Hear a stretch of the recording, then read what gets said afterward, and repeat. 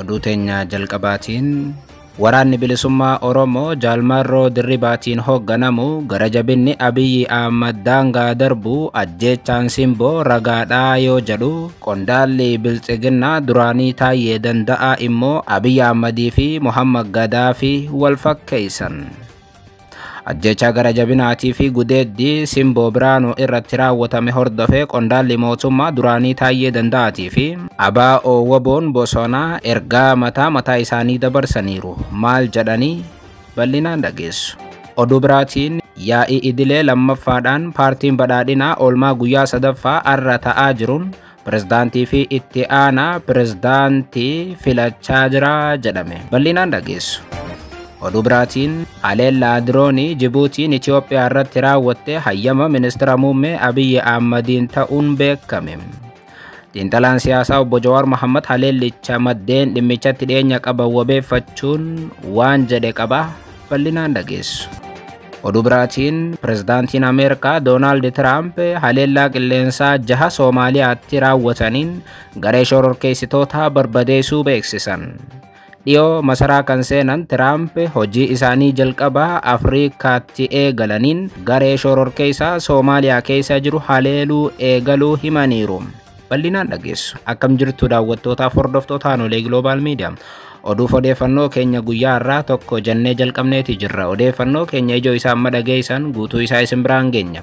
Haga xumura sagantaa keenyaatti dhaggeeffachuun yaada qabdan gara koomentiitiin nuuf barreessaa. Viidiyoon keenya namoota hedduu biraa akka dhaqqabuuf ammoo like, share, subscribe godhuun dagatinaa isiniin jenna. Kallattumaan gara gabaasa bal'aattiin isin qajeelcha.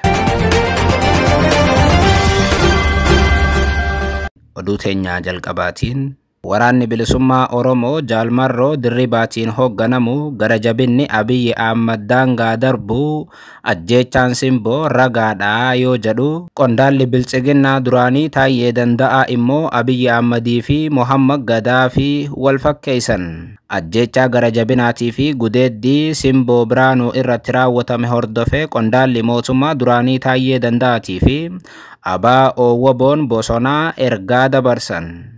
Ajjecha kanarratti ABO Waboon Jaalmarroo Dirribaatiin hoogganamu ibsa eda baaseen gara jabummaan Abiyyi Ahmadii fi loltoonni isaa agarsiisan daangaa erga darbee bubbulee jiraachuu ibseera. ABO Waboon akka jedhetti olaa deeggarta jedhanii himannaa qofaan dargaggeessa Amaanu'eel dabalatee ijoollee dhiiraa qaxalee lakkoofsaan daangaa hin qabne irratti ajjeechaan gara jabinaa raawwatamuu yaadachiiseera. Hunda caalaa kan nama gaddisiisu maatii miidhamtoota gocha kana osoo ilaalanii gochi gara jabinaa kun raawwatamaa jedhe. Waboon ijoollee ol adeemoo hunda Waboo deeggartan jechuudhaan shakkanii osoo lubbuun jiranii boollatti awwaalaniiru. Garii sanga morma isaaniitti awwaalanii dararaa hedduu booda fixaniiru. Namoota garii fannisanii ajjeesaniiru. Kaan ammoo reeffa isaanii gubaniiru. Taatee dhumti Oromiyaa keessatti hin raawwatamin hin jiru jechuun ibseera. Waraanni bilisummaa Oromoo ibsee dabaaseen gocha waraana mootummaa keessaa ammatti baay'ee kan jibbisiisoo ta'an jeequmsa saalaa dubartootaa fi shamarran irratti raawwatamuudha kan jedhe waraanni bilisummaa Oromoo. Gudeeduu akka aadaatti kan ilaalan waraanni Abiyyi Ahmad amma daa'ima xixiqqoo illee gudeeduu irratti argama. Gudeeduun hafee ajjeesee fannisuu irratti argamas jedheera. Haaluma kanaan hireen gaddisiisaan kun amma daa'ima ganna 10 simboo Biraanuu mudateera kan jedhe Waboon. Simboon reefu umriin ishee waggaa 10 qofa taate jechuun ibseera. Haleellaan saalaa dubbatamuu hin dandeenye kan gara jabinaan guutame simboo Biraanuu irra ga'eera kan jedhe Waboon. Gudeedamtee ajjeefamteetti. Kun immoo hanqatee reeffa ishee lubbuu hin qabne muka irratti fannisanii gataniiru jechuun waan qaaneessa jechuun hubachiiseera waraanni bilisummaa Oromoo. Abiyyi Ahmadii fi loltoonni ajaja isaa jala jiraniif qaaniin kana caale akka hin jirre kan ibse Waboon gochi kun Oromiyaa bakkoota garagaraatti raawwatamaa jiraachuu akeekeera. Ajjechaa fi gudeeddii gara jabinaa simboo Biraanuu irratti tibbana raawwatame hedduun namoota kan balaaleffatan yoo ta'u, isaan keessaa tokko kan biraa qondaala paartii biltsiginnaa duraanii obbo Taayyee Danda'aati. Waggootaaf deetaa ministeera nagaa ta'uun tajaajilaa kan turanii fi waggaa tokko dura Abiyyiidhaan wal dhabanii hidhaa kan turan obbo Taayyee Danda'a warroota yakka gara jabinaa waraanni Abiyyi daa'ima xiqqoo tanarratti raawwate morman keessaa tokko ta'eera. ajjeechaa Simboo ilaalchisee Taayyee Danda'a barreeffama gabaabaa ganama kana maxxanseen ministeera muummee Abiyyi Ahmadii fi pirezidaantii duraanii Liibiyaa gara jabeessa namaa gadaa fi wal fakkeessaniiru. Taayyeen barreeffama gabaabaa qoosaa fi dhugaa yookaan qaldinnaa unat jechuudhaan katabeen al tokko Tiriipooliin yookaan magaalaan guddoo Liibiyaa magaalaa akkaan bareedduu turte jedha Taayyeen. Koloneel Gadaafiinis daran faarfamaa fi aangoo jaallata ture kan jedhan obbo Taayyeen har'a garuu miidhaginni Tiriipooliitii fi faaruun koloneelichaa hin jiran jechuu yaadachiise. Dubbii ijoon nagaa amansiisaa fi waaraadha malee ifaa karaa irraa calaqqisiisu yookaan biliclicii akka hin taane seenaan kun ni agarsiisa jedha obbo Taayyeen. Tiriipoolii bareedaa turtee fi bareedina magaalaa Finfinnee fi nagaa Oromiyaa ilaalchisuun yoo barreessu dhaloota dhufuuf hojjetuunis kijiba ofii amananii bilaasha dhaadatu otoo hin taane biyya nagaa daa'imman akka Simboo Biraanuu bilisummaan itti barataa guddatan uumuu ta'uu qalbii qabeessi ni qalbifata jechuun barreessan. Obbo Taayyee Danda'a barreeffama isaanii kana keessatti hiikaa hedduun kan jiru yoo ta'u tokko dhiittaa mirga dubartootaa irratti Abiyyiin amma raawwachaa jiru Gadaafi waliin wal fakkeessuu barbaadaniiru. Obbo Taayyeen Gadaafi yeroo aangoo harkaa qabanitti humnaan uummanni akka isa faarsuu fi isa jaju godhanis erga aangoorraa fonqolfamee wantoota inni ittiin himatamu keessaa tokko yakka gara jabinaa dhiittaa mirga namoomaa dubartii irratti raawwatamedha. Abiyyis sunuma raawwachaa jira jechuu barbaadeeti. Obbo Taayyee Danda'a lammaffaa jaalala aangoodhaaf Muhammad Gadaafi qabuu fi Abiyyiin qabu hubachiisuu barbaadaniiti. Obbo Taayyee Danda'a walumaa galatti jecha sarara afuriitiin Taayyee Danda'a ergaawwan cimaa Abiyyiif har'as dabarseera. Akkuma beekamu waggaa tokko dura jechuun dhuma bara 2023 Abiyyii fi Taayyeen yeroo wal dhaban Taayyeen jechoota jabaa hin eeggaminiin Abiyyi qeequun kan yaadatamudha. Oduu itti aanuun yaa'ii idilee lammaffaan paartii badhaadhinaa oolmaa isaa guyyaa sadaffaan pirezidaantii fi pirezidaantii itti aanaa paartichaa filachaa jira jedhame. Yaa'iin idilee lammaffaa paartii badhaadhinaa magaalaa Finfinnee godambaa yaadannoo injifannoo Aduwaatti taa'amaa jiruun pirezidaantii fi pirezidaantota itti aanaa paartichaa filachaa jiraachuun ibsameera. Yaa'iin idilee lammaffaan paartii badhaadhinaa kun bakka hirmaattonni 2,100 ol argamanitti dheengadda eegaluun isaa kan yaadatamudha. Yaa'ii kanarratti paartiileen biyya alaatii fi biyya ollaa yoo xiqqaate keessummoonni biyyoota adda addaa irraa dhufan 400 kan caalan hirmaachaa jiru jedhame. Yaa'ii kanarratti pirezidaantiin filatamu ammatti ifa ta'uu baatus ammallee Abiyyumaatu filatama jedhamee eeggama.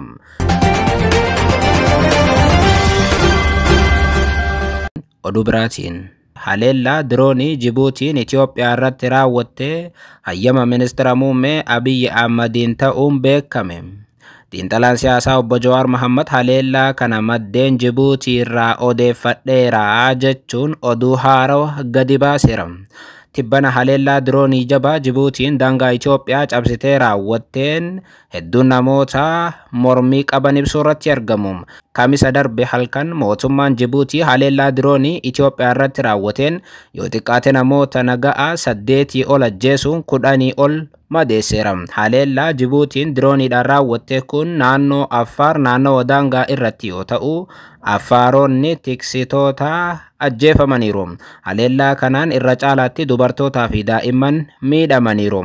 Akka maddeen jedhanitti haleellaan kun aanaa Eelidar bakka jedhamutti kan raawwatame yoo ta'u namoonni haleellaa kanaan miidhaman hospitaalatti ammayyuu yaalamaa jiru. Namni tokko maatii isaa 3 bakka tokkotti haleellaa kanaan kan dhabe akka jiru AGM odeeffateera. Mootummaan Jibuutii erga bara 2019tti lafoo fi qilleensaan naannoo daangaa Affaar kanatti haleellaa raawwachaa akka ture gabaasonni ni ba'u. Naannoo kanatti garee inni haleeluutu jira jedhama. Ta'us garuu haleellaan ammaa kun milishoota irratti kan xiyyeeffate osoo hin taane uummata nagaa Affaar fixuudhaaf kan kaayyeeffatedha jedhu Affaaronni. Mootummaan Itoophiyaa haleellicha ilaalchisee haga ammaatti deebii kenne hin qabu. Duraanuu mootummaan Itoophiyaa haleellaa kana quba qabaachuu akka danda'u tilmaamamaa ture. Amma maddeen dhimmichatti dhiheenya qabanii fi Jibuutii irraa ta'an wabeeffachuun Jawaar Mohammad ergaa maxxanseen haleellaan diroonii Affaaritti raawwatame hayyama beekamtii fi tumsa mootummaa Itoophiyaatiin akka raawwatame maddeen mootummaa Jibuutii ibsanii jiru jedha Jawaar. Kunis akkaataa waliigaltee tibbana qaamolee nageenya biyyoota lamaanii gidduutti taasifameen akka ta'ee fi finciltoota irratti kan xiyyeeffate ta'uun ibsameera jechuun katabeera obbo Jawaar Mohammad. Amma gaaffii guddaan jiru dhuguma mootummaan Itoophiyaa waan kana hayyameera. Haleellaan kun finciltoota Jibuutii irratti kan xiyyeeffate yoo ta'e illee humnoonni nageenya Itoophiyaa tarkaanfii fudhachuu osoo qabanii waraanni biyya biraa dachee Itoophiyaa weeraruun haleellaa akka raawwatu hayyamuun qaanii guddaadha jedhan obbo Jawaar Mohammad. Oduu teenya xumuraatiin Pirezidaantiin Ameerikaa Doonaald Tiraamp haleellaa qilleensaa 6 Soomaaliyaatti raawwataniin garee shororkeessitootaa barbadeessuu beeksisan. Dhiyoo masaraa kan seenan Tiraamp hojii isaanii jalqabaa Afriikaatti eegalaniin garee shororkeessitootaa Soomaaliyaa keessa jiru haleelaa jirra jedhan. Haleellaan xiyyaaraa Doonaald Tiraamp halkan edaa Soomaaliyaatti raawwachuun isaa dhaga'ame kun wayita masaraan pirezidaantii Soomaaliyaa diroonii hin beekamneen marfametti ture. Haaluma kanaan halkan edaa pirezidaantiin Ameerikaa Doonaald Tiraamp ibsa baasaniin Soomaaliyaa keessatti haleellaa qilleensaa dachaa raawwachuu himaniiru. Haleellaan kunis garee shororkeessitoota IS irratti kan xiyyeeffate ta'uu gama X isaaniitiin katabaniiru. Haleellichi Soomaaliyaa naannoo Puuntlaand keessatti raawwatamu mirkaneessaniiru. Ibsa isaanii keessatti pirezidaantichi haleellaa kanaan eenyu ajjeesuudhaaf akka karoorsan ifatti ibsuu baatanis haleellichaan holqa guddaa garee shororkeessitootaa kan ta'ee fi Puuntlaand keessatti kan argamu barbadeessuun garee shororkeessitootaa hedduu ajjeesuu himaniiru. Duula kaleessa galgala banan kanaan namoota naga'aa tokko osoo hin ajjeesin milkaa'inaan haleellaa ajaa'ibaa raawwanneerra jechuun Doonaald Tiraamp X isaanii gubbaatti katabaniiru. Gareen shororkeessitoota Soomaaliyaa keessa jiran waan tokko hubachuu qaban nuti isaan ni dhabamsiifna jechuun dhaadataniiru Doonaald Tiraamp. Gama biraatiin ministeerri raayyaa ittisa Ameerikaatis dhimma kanarratti ibsa laataniin ajaja Tiraampiin waraanni isaanii garee shororkeessitoota Soomaaliyaatti argamu irratti tarkaanfii fudhachuu beeksiseera. Tarkaanfiin kun mootummaa Soomaaliyaa waliin mari'atame kan raawwatame ta'uu ministeerri raayyaa ittisa Ameerikaa mirkaneessaniiru. Peentaagoon gama isaatiin haleellaa kanaan namni nagaa tokko akka hin ajjeefamne ibsee haleellaa kanaan gareen shororkeessitoota hedduun dhumuu Peentaagoon hubachiiseera. Miidiyaaleen Soomaaliyaa dhimma kanarratti gabaasa hojjetaniin Ameerikaan haleellaa xiyyaaraa 6 ol yeroo tokkotti raawwatteetti. Haleellaan kunis gaara guddicha Puuntlaand keessumaa naannawa Almiskaat keessatti raawwatame. Gaara kana gubbaa bakka 4tti haleellaan kan raawwatame yoo ta'u, gaara kanarraas bakka gareen kun buufata waraanaa ni qaba jedhamee amanamu naannawa Barii jedhamutti akka xiyyeeffatame ibsameera. Ji'a darbees naannawa kanatti qaamonni nageenyaa Soomaaliyaa garee shororkeessitoota kana naannawa sanaa balleessuudhaaf duula waraanaa bananii akka jiran miidiyaaleen Soomaaliyaas gabaasaniiru. Haga ammaatti Soomaaliyaatti haleellaawwan garee kanarratti raawwatamaniin mootummaan Soomaaliyaa akka milkaa'ee ni ibsa. Garuu garee kana barbadeessuudhaaf hojiin bal'aan akka hafu Pirezidaantiin Soomaaliyaa ni dubbata. Pirezidaantiin Soomaaliyaa Hassan Sheikh Mohamud gaaffii Washington Post waliin taasisaniin Tiraamp ammatti garee kana balleessuudhaaf yoo nu gargaare malee haalli jiru ulfaataadha jedha. Hassan Sheikh Mohamud amma haleellaan garee shororkeessaa kanarratti mootummaa Ameerikaatiin raawwatamuun kan dhaga'ame erga masaraan pirezidaantii Soomaaliyaa diroonii hin beekamneen marfamee booda ture. Akkuma guyyaa kaleessaa isin biraan geenyee turre galgala Jimmataa dirooniin eessaa dhufteen isii hin beekamne masaraa pirezidaantii marsanii turan. Garuu eegdonni pirezidaantii Soomaaliyaa diroonii sana haleeluun lafa buusaniiru. Diroonii lafa dhoyte keessa garuu homaa akka hin jirre maddeen nageenyaa Soomaaliyaa ni himu. Garuu diroonitti maal barbaaddee masaraatti marsite kan jedhu ammayyuu gaaffii namoota hedduuti. Dirooniin masaraa isaanii marsuu hordofee pirezidaantiin Soomaaliyaa masaraa gadhiisuudhaaf akka dirqaman gabaasuun keenya kan yaadatamudha. Dirooniin tun tan eenyuuti wanti jedhu ammayyuu ifa ta'uu baatus diroonittiin humnoota shororkeessitootaatiin Soomaaliyaa galuu akka dandeessu miidiyaaleen Soomaaliyaa ni gabaasu. Wanti amma haleellaan Ameerikaadhaan raawwateefis doorsisaa diroonii galgala Jimmataa pirezidaantii Soomaaliyaa mudate hordofeeti jedhame. Pirezidaantiin Soomaaliyaa sodaa dirooniitiif masaraa gadhiisan Ameerikaa waammatanii Ameerikaan haleellicha eda raawwatte jechuudha. Yeroo gaarii.